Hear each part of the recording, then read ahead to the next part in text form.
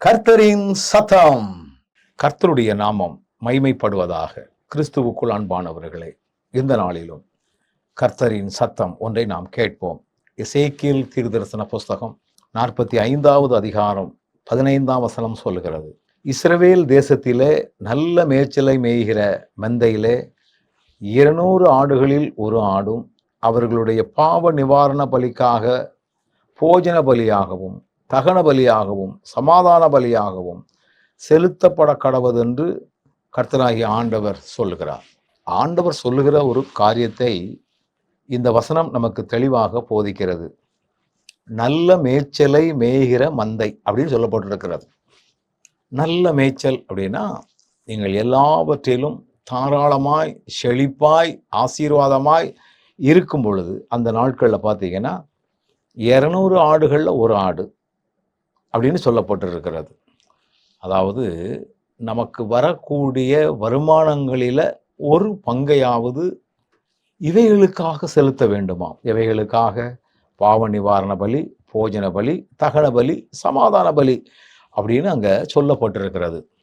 எனக்கு அன்பானவர்களே, ஆண்டவர் சொல்லக்கூடிய ஒரு காரியத்தை பாருங்கள்.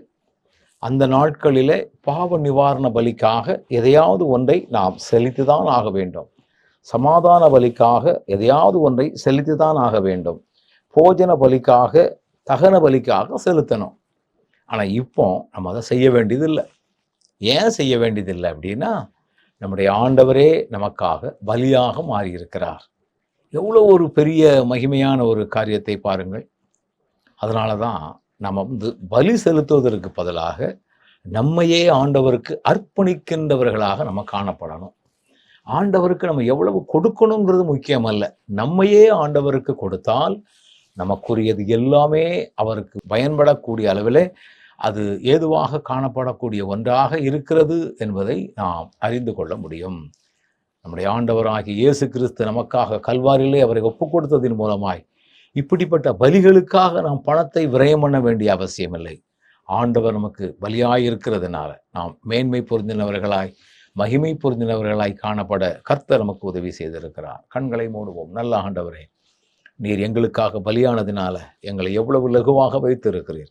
இதை புரிந்து கொள்ள எங்களுக்கு ஞானம் தாரும். இயேசுவின் நாமத்தில் ஜெபிக்கிறோம் நல்ல பிதாவே, ஆமென்.